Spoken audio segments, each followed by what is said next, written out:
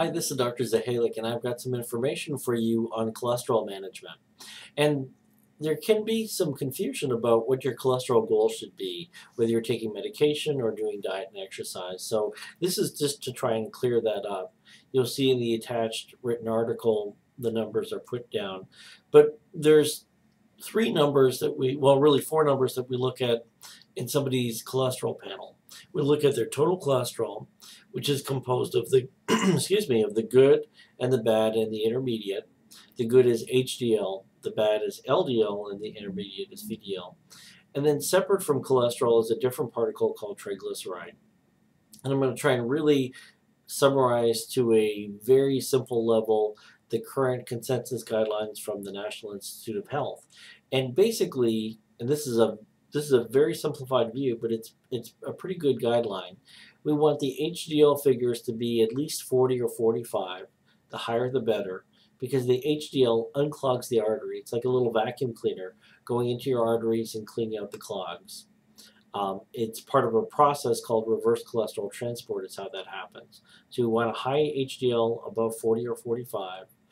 And then we want an LDL level that is geared to your risk.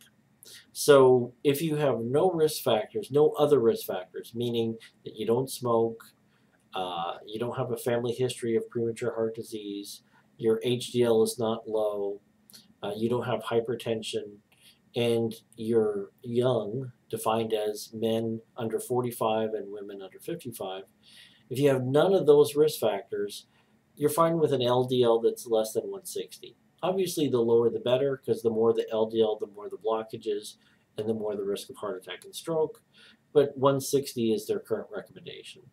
If you have two or more risk factors, again, one more time, hypertension, smoking, low HDL, age for men under 45, or I'm sorry, in this case, age for men above 45 and for women above 55, and family history of premature cardiovascular disease, if you have two of those risks or more, then we want your LDL 100 to 130.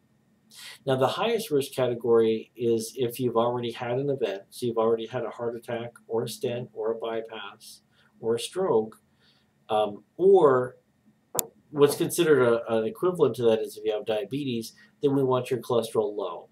According to the consensus panel, less than 100, but according to a lot of doctors, really 70, because it seems like at 70, LDL of 70, you don't get new plaque forming.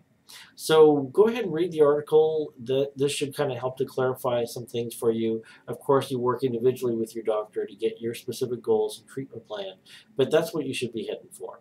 Thanks.